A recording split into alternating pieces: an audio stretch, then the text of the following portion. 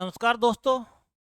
आज हम इस क्लास में शिक्षण सहायक सामग्रियों के बारे में पढ़ेंगे, यानी टीएलएम, टीचिंग लर्निंग मटेरियल।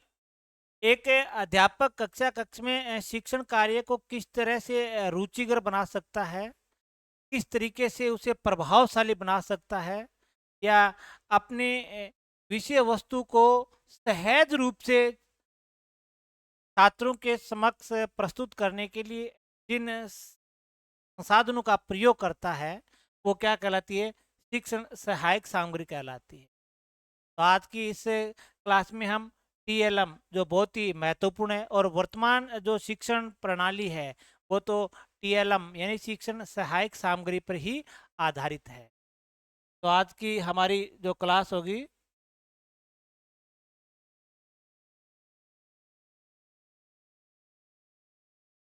वो टीएलएम पर आधारित होगी। शिक्षण सहायक सामग्री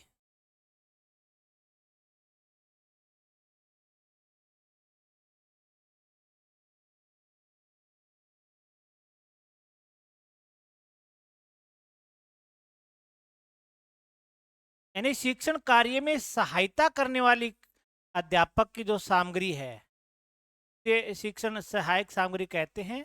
और टीएलएम यानी टीचिंग लर्निंग मटेरियल। अब शिक्षण सहायक सामग्री में कौन कौन सी शामिल है, इन सब बातों का हम यहाँ अध्ययन करेंगे।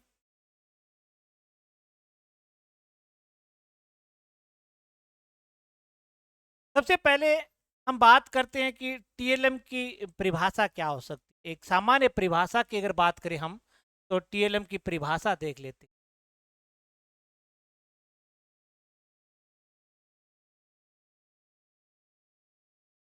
सामान्य परिभाषा: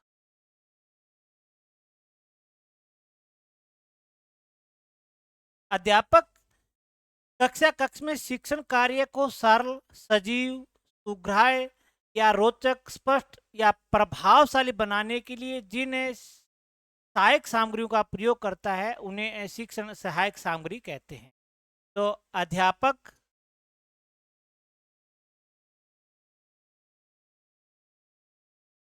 अध्यापक कक्षा कक्ष में कक्षा कक्ष में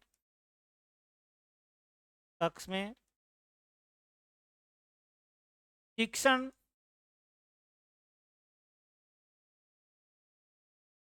क्रिया को सरल,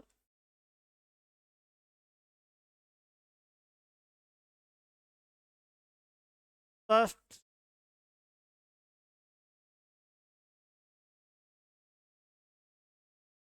सुग्राह्य रोचक या कह सकते हैं कि प्रभावशाली, प्रभावपूर्ण बनाने के लिए जिन सहायक सामग्रियों का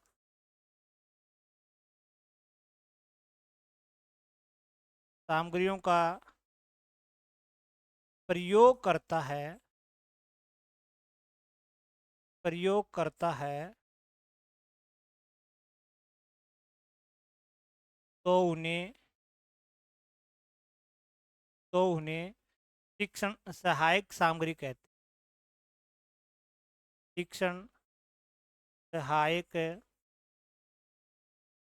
सामग्री कहते हैं।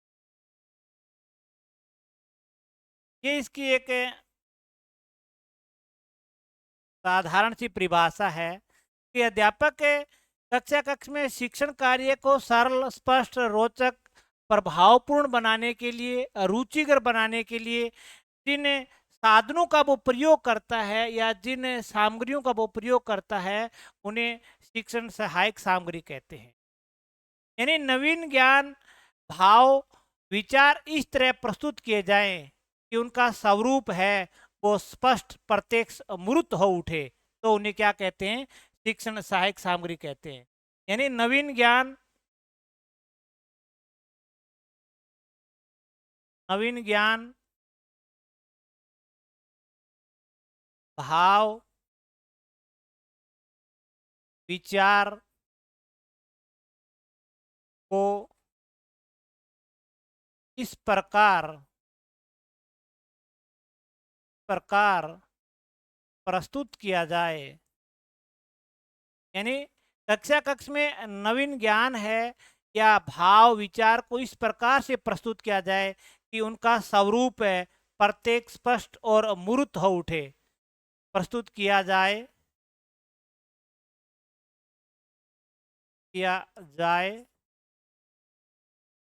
कि उनका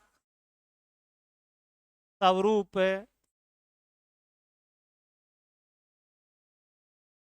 स्पष्ट,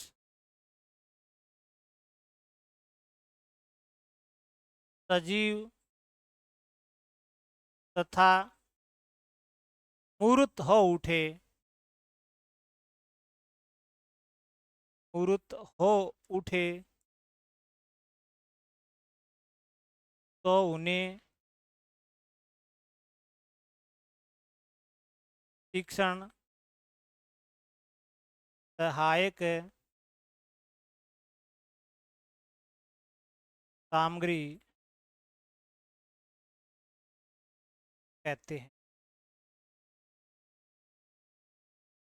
ये भी इनकी एक परिभाषा है कि कक्षा कक्ष में नवीन ज्ञान इस प्रकार से प्रस्तुत किया जाए, नवीन विचार, नवीन भाव, कि उनका स्वरूप है वो स्पष्ट, सजीव तथा मूर्त हो उठे, तो उन्हें कहते हैं शिक्षण सहायक सामग्री।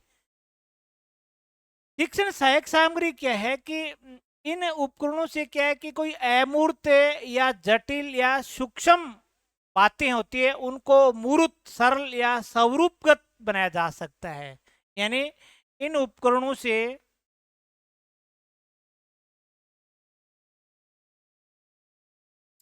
इन उपकरणों से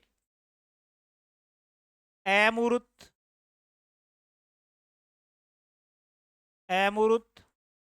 जटिल तथा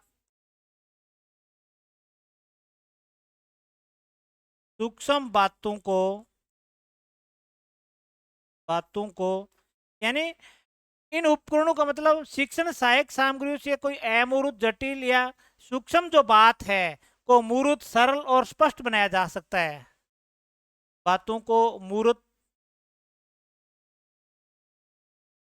सरल तथा स्पष्ट बनाया जा सकता है।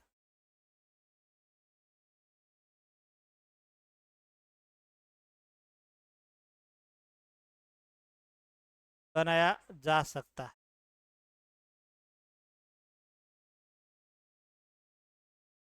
यह है शिक्षण सहायक सामग्री की एक सामान्य, इसका अर्थ क्या है कि शिक्षण सहायक सामग्री का सामान्य क्या अर्थ है कि अध्यापक कक्षा कक्ष में कोई भी विषय वस्तु को रुचिकर बनाने के लिए, उसे प्रभावशाली बनाने के लिए, उसको सरल बनाने के लिए, उसको स्पष्ट बनाने के लिए, या बालक के उस विषय वस्तु को आत्मसात किस तरीके से कर सकते हैं, इन सब को करने के लिए जो सामग्री वो प्रयोग में लेता है उसे शिक्षण सहायक सामग्री कहते हैं।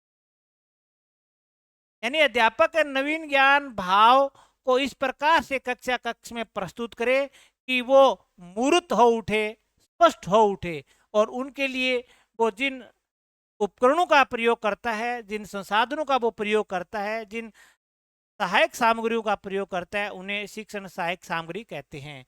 यानी शिक्षण सहायक सामग्री से अमूर्त, जटिल और सूक्ष्म बातों को भी मूर्त रूप में स्पष्ट या सरल बनाया जा सकता है। अब हम बात करते हैं कि जो शिक्षण सहायक सामग्री है उनके उद्देश्य क्या हैं, इन पर हम चर्चा करते हैं कि शिक्षण सहायक सामग्री के उद्देश्य क्या है। शिक्षण सहायक सामग्री के उद्देश्य, तो इसमें कुछ एक बातें मैंने लिखी है कि छात्रों में पाठ तथा विषय वस्तु के प्रति रुचि उत्पन्न करना। शिक्षण सहायक सामग्री का मुख्य जो उद्देश्य क्या है कि छात्रों में पाठ या विषय वस्तु के प्रति रुचि उत्पन्न करना, जिससे वे सक्रियता से शिक्षण अधिगम प्रक्रिया में भाग ले सके। पहला उद्देश्य ये है कि बच्चों में विषय वस्तु या पाठ के प्रति रुचि उत्पन्न करना, जिससे वो क्या है कि सक्रियता से शिक्षण अधिगम प्रक्रिया में भाग ले सकते हैं। दूसरा उद्देश्य इसमें है कि पाठ में शामिल तथ्यात्मक सूचनाओं को रोचक सरल तरीके से प्रस्तुत करना। यानी पाठ में जो तथ्यात्मक जो सूचना है उसको रोचक और सरल तरीके से प्रस्तुत करने के लिए हमें टीएलएम की आवश्यकता पड़ती है। तीसरा इसका उद्देश्य है कि विशेष आवश्यकता वाले बालकों को यथा मंद बुद्धि बालक, तीव्र बुद्धि बालक, सर्जनशील बालक आदि को योग्यता व आवश्यकता अनुसार शिक्षण करवाया जा सकता है। कठिन विषय को सरल व सहज रूप में प्रस्तुत किया जा सकता है टीएलएम से। छात्रों का ध्यान पाठ की ओर आकर्षित करना, ये भी इसका एक उद्देश्य है। अमूर्त जो पदार्थ है उनको हम कक्ष में मूर्त रूप दे सकते हैं और ये इसका एक महत्वपूर्ण उद्देश्य माना जाता है। अमूर्त, हम अमूर्त पदार्थ को कोई भी सहायक सामग्री से मूर्त रूप दे सकते हैं कक्ष में। तो ये इसके कुछ उद्देश्य हैं। पहला उद्देश्य कि विषय वस्तु के प्रति रुचि उत्पन्न करना। दूसरा, तथ्यात्मक सूचनाओं को रोचक सरल तरीके से पेश कर सकते हैं। तीसरा, जो अलग अलग श्रेणी के हमारे पास बालक है, मंद बुद्धि बालक है, तीव्र बुद्धि बालक है या सर्जनशील बालक है, उनको उनकी बुद्धि के अनुसार हम पढ़ा सकते हैं। कठिन विषयों को हम आसानी के साथ सरल रूप से पेश कर सकते हैं और अमूर्त जो पदार्थ है उनको मूर्त रूप में पेश कर सकते हैं। या छात्रों का ध्यान पाठ की ओर आकर्षित करना भी इसमें उद्देश्य है। उसके बाद अगर बात करें हम कि उत्तम शिक्षण सामग्री कौन सी होगी, उत्तम शिक्षण अधिगम सामग्री कौन सी होगी?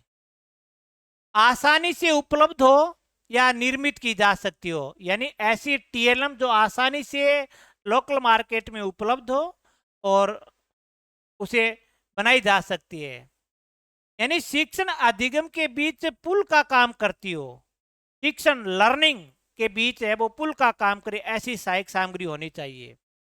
विषय वस्तु को अच्छी तरह समझा सकती हो, विषय वस्तु को क्या अच्छी तरीके से समझा सकती हो, ऐसी सामग्री होनी चाहिए। कक्षा के सभी स्तर के छात्रों को सीखने के लिए प्रेरित करने वाली हो, यानी जितने भी हमारे पास कक्ष में छात्र हैं उनका बुद्धि लेवल अलग अलग है, सबको वो प्रेरित करने वाली होनी चाहिए। कठिन अमूर्त विषयों का सजीव रेखांकन करने में सहायक हो, ऐसा लगना चाहिए कि हम जो कक्ष में पढ़ा रहे हैं वो एक सजीव की तरह लगना चाहिए छात्रों को शिक्षण सहायक सामग्री से। उसके बाद शिक्षाविदों ने खेल, गीत, नाटक को सर्वोत्तम सहायक सामग्री के रूप में निरूपित किया है। जो शिक्षा के विद्वान हैं उन्होंने जो सबसे उत्तम जो टीएलएम मानी है वो क्या है, गीत, खेल, नाटक को सर्वोत्तम उपयुक्त सबसे बढ़िया शिक्षण सहायक सामग्री मानी है। पर शिशु इसी तरह ही अन्य बिंदुओं को शामिल करें। जो भी शिक्षक हैं वो इस प्रकार के बिंदुओं को शिक्षण सहायक सामग्री में शामिल करें तो बढ़िया रहेगा। खेल के द्वारा, गीत या अभिनय के द्वारा जो हम कक्ष में प्रस्तुत कर रहे हैं वो सबसे बढ़िया माना गया है। तो ये है उत्तम शिक्षण सहायक सामग्री की क्या विशेषता है। इसके बाद अगर बात करें हम शिक्षण सहायक सामग्री का महत्व क्या है, सामग्री का महत्व क्या है, क्या इस शिक्षण सहायक सामग्री यानी टीएलएम का क्या महत्व है शिक्षा में। पहला है विद्यार्थियों को पुनर्बलन प्रदान करती है, ये क्या है, विद्यार्थियों को पुनर्बलन प्रदान करती है। दूसरा, विद्यार्थियों में वैज्ञानिक दृष्टिकोण को बढ़ावा देती है, ये विद्यार्थियों में क्या है, वैज्ञानिक दृष्टिकोण को बढ़ावा देती है। तीसरा, ये कक्षा में अनुशासन बनाए रखती है क्योंकि बच्चों में रुचि पैदा करती है। तीसरा इसका जो महत्व है कि कक्षा में अनुशासन बनाए रखने में भी ये उपयोगी है क्योंकि इससे बच्चों में क्या है, रुचि उत्पन्न होती है। चौथा है पठन पाठन में नवीनता लाती है क्योंकि पठन और पाठन सीखने और सिखाने की प्रक्रिया नीरस न बने, इसमें एक नवीनता लाती है। पांचवा, इनके प्रयोग से समय और शक्ति की बचत होती है, समय और शक्ति की बचत होती है। छठा है रटने की प्रवृत्ति को कम करती है। शिक्षण सहायक सामग्री है वो लर्निंग बाय डूइंग पर आधारित होती है, करके सीखने पर, तो ये रटने की प्रवृत्ति को कम करती है। सातवां है शिक्षण सहायक सामग्रियों से अभिप्रेरणा मिलती है, बच्चों को एक प्रेरणा मिलती है, यानी वो एक वास्तविक चीज को देखते हैं मॉडल के रूप में या कोई भी चित्र के रूप में, तो वो एक प्रेरणा का काम करती है। आठवां, ये कठिन से कठिन विषय वस्तु को सरल, स्पष्ट, रुचिकर एवं सार्थक बना देती है। शिक्षण सहायक सामग्री कोई भी किसी भी विषय वस्तु को, चाहे वो कितनी भी कठिन हो, वो रुचिकर, सार्थक और सरल बना देती है। यानी कुछ ऐसी विषय वस्तु हैं जिन्हें एक अध्यापक कक्ष में बच्चों को समझा नहीं सकता, और अगर शिक्षण सहायक सामग्री उनके पास है तो वो मतलब 100% बालक को समझा सकता है।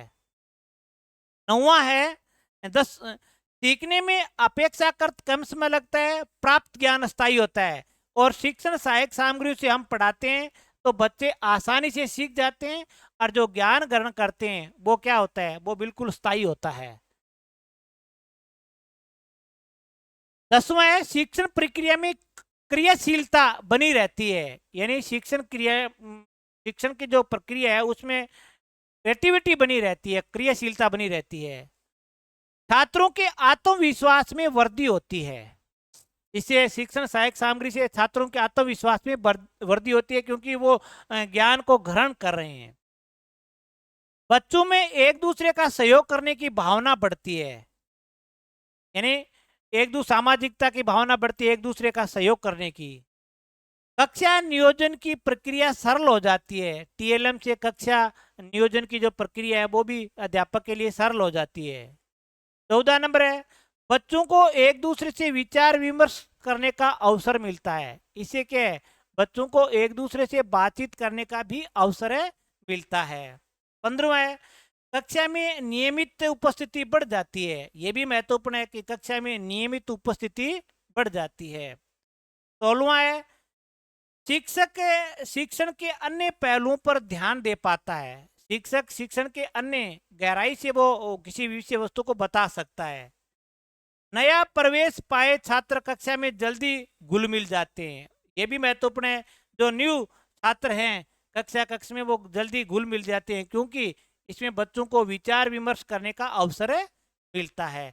तो ये शिक्षण सहायक सामग्री के उद्देश्य जो हमने महत्व जो हमने देखे हैं कि छात्रों को पुनर्बलन प्रदान मिलता है, छात्रों में वैज्ञानिक दृष्टिकोण होता है, अनुशासन और छात्रों में रुचि पैदा होती है, पठन पाठन की जो क्रिया है उसमें नवीनता आती है, समय और शक्ति की बचत होती है, रटने की प्रवृत्ति कम होती है और इस अभिप्रेरणा मिलती है। कठिन से कठिन विषय को आप सरल और स्पष्ट रुचिकर बना सकते हैं और अपेक्षाकृत सीखने में कम समय लगता है, और जो सीखते हैं वो ज्ञान क्या होता है, स्थायी होता है।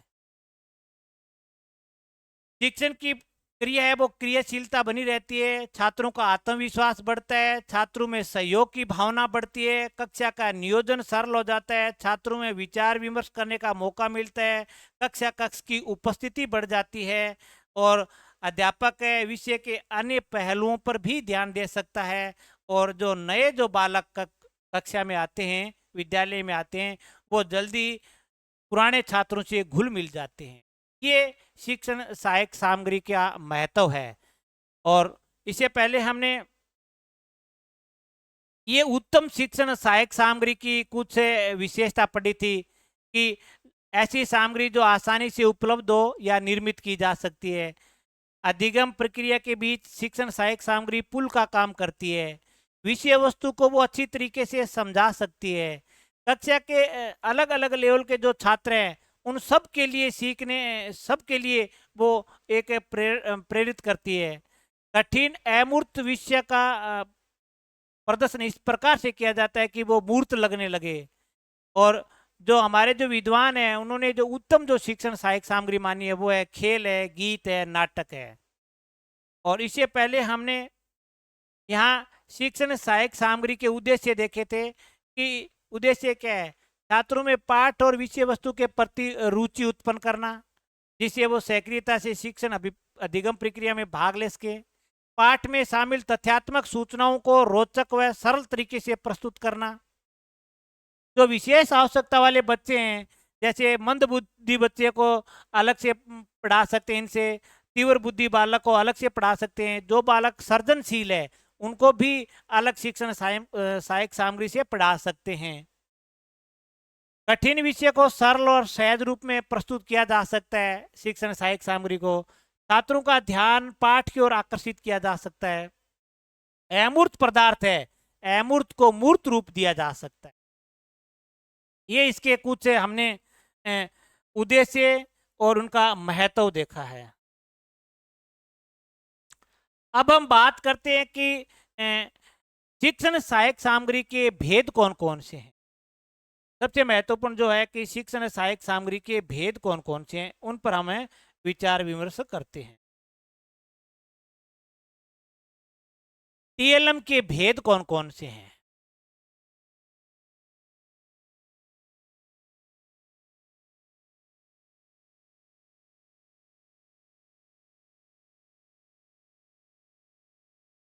फिर हमें इनके बारे में अध्ययन करेंगे कि टीएलएम के भेद। अलग अलग विद्वानों ने शिक्षण सहायक सामग्री के भेद भी अलग अलग प्रकार से किए हैं। जैसे एक इनका जो भेद है वो है इंद्रियों के आधार पर।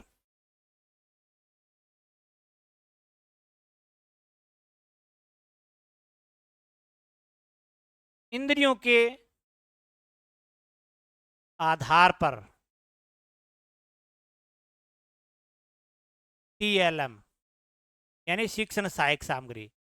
और इंद्रियों के आधार पर जो टीएलएम है वो 3 प्रकार की है। कितने प्रकार की है? 3 प्रकार की है। जैसे एक है दृश्य टीएलएम, एक है सर्वे टीएलएम यानी शिक्षण सहायक सामग्री, और एक है इसमें सर्वे दर्शे सर्वे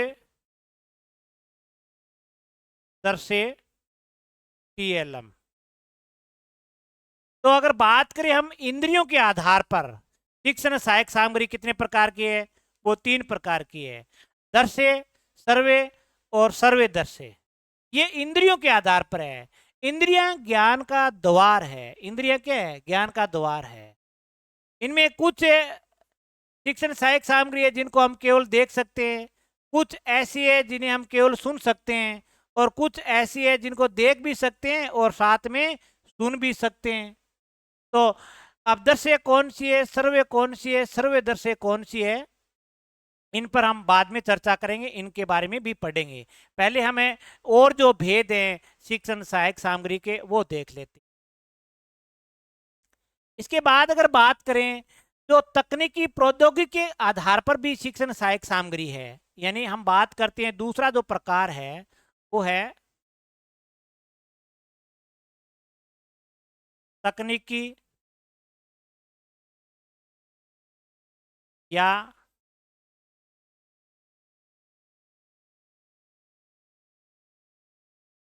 प्रौद्योगिकी के आधार पर टीएलएम। और इस आधार पर टीएलएम 2 प्रकार की है। तकनीकी के आधार पर टीएलएम कितने प्रकार की है? वो 2 प्रकार की है।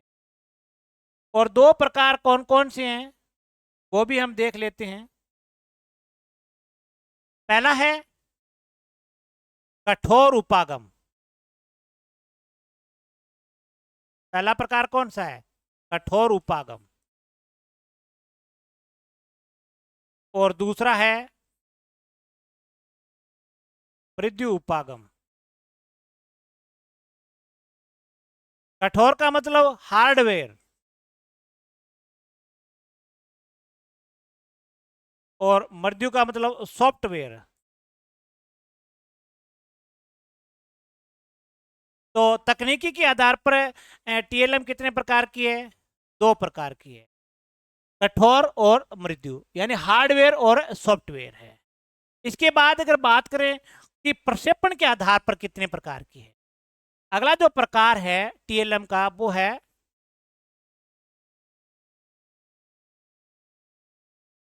प्रक्षेपण के आधार पर।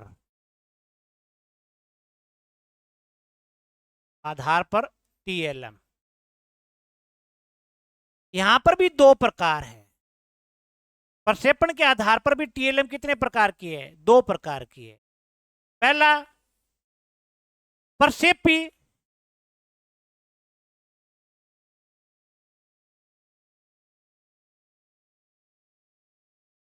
या प्रक्षेपित, या इसे कह सकते हैं प्रक्षेपित। दूसरा अप्रक्षेपी,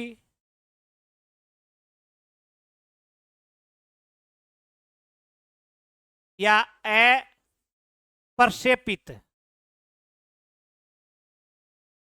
यानी प्रोजेक्टिव, नॉन प्रोजेक्टिव।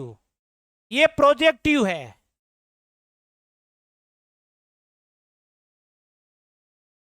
और ये है नॉन प्रोजेक्टिव।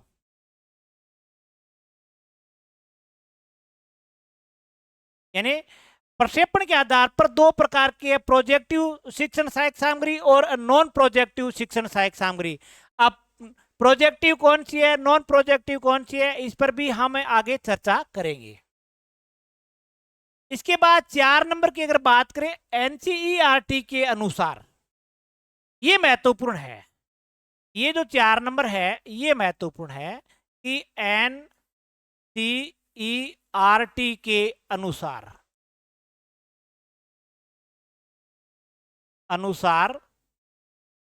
टीएलएम यानी टीचिंग लर्निंग मटेरियल, ये 6 प्रकार है। एनसीईआरटी ने शिक्षण सहायक सामग्री के कितने प्रकार माने हैं? अगर कोई ये पूछे तो 6 प्रकार है। जैसे एक नंबर है ग्राफिक्स,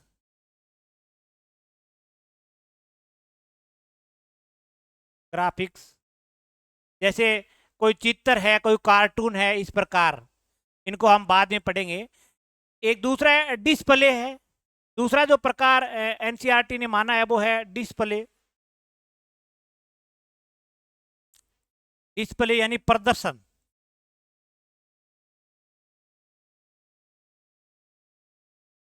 प्रदर्शन कैसे किया जाता है वो है। तीसरा है जैसे त्रिआयामी है, यानी 3D, त्रिआयामी।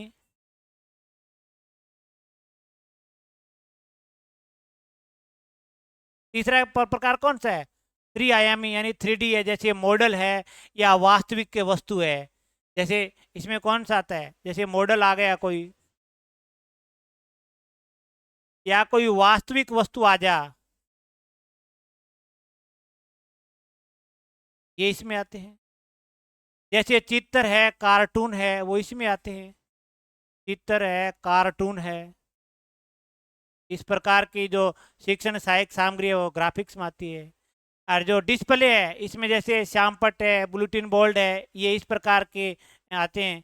जैसे श्यामपट्ट है, ये ब्लैक बोर्ड जितने भी हैं, चाहे वो बुलेटिन बोर्ड हो, बुलेटिन बोर्ड है या फनेरल बोर्ड है, वो सारे के सारे इसमें आते हैं डिस्प्ले यानी प्रदर्शित में। इसके बाद सर्वे सामग्री भी है। 4 नंबर की बात करें तो वो सर्वे सामग्री है। सर्वे सामग्री में बात करें जैसे रेडियो है, रेडियो आता है, टेप रिकॉर्डर है, लिंगुआ फोन है, इन पर हम बात करेंगे। 5 नंबर प्रक्षेपी आती है। 5 नंबर की बात करें तो एनसीईआरटी ने किसे माना है? परसेपी को माना है। परसेपी, जैसे इसमें स्लाइड वगैरह वगैरह आते हैं, स्लाइड इस प्रकार के आते हैं। और 6 और अंतिम माना है प्रक्रिया सामग्री। 6 नंबर को क्या माना है उन्होंने? प्रक्रिया सामग्री माना है। प्रक्रिया सामग्री में उसने अभिनव, जो हाव भाव होते हैं उनको शामिल किया है, जैसे अभिनव, भ्रमण, इस प्रकार के प्रक्रिया में माना है। जैसे अभिनव, अभिनय माना है, अभिनव नहीं, अभिनय, अभिनय या भ्रमण क्षेत्र, ये उन्होंने प्रक्रिया में माना है। तो एनसीईआरटी के अनुसार शिक्षण सहायक सामग्री कितने प्रकार की है? 6 प्रकार की है। ग्राफिक्स, डिस्प्ले, त्रिआयामी, सर्वे सामग्री, प्रक्षेपी और प्रक्रिया सामग्री। और प्रक्षेपण के आधार पर 2 प्रकार की है, प्रक्षेपी और अप्रक्षेपी। तकनीकी या प्रौद्योगिकी के आधार पर टीएलएम 2 प्रकार की है, कठोर और मृदु। और इंद्रियों के आधार पर कितने प्रकार की है? 3 प्रकार की है, सर्वे दर्शे और सर्वे दर्शे। एक एक बुक है एडमर डेल की, audio visual method of teaching, बहुत बढ़िया बुक है। एडमर डेल की एक बुक है, एडमर डेल, डेल की पुस्तक है एक है, जो कई बार एग्जाम में पूछी गई है। एडवर्ड डेल की पुस्तक का नाम कई बार पूछा गया है, audio visual method of teaching. Audio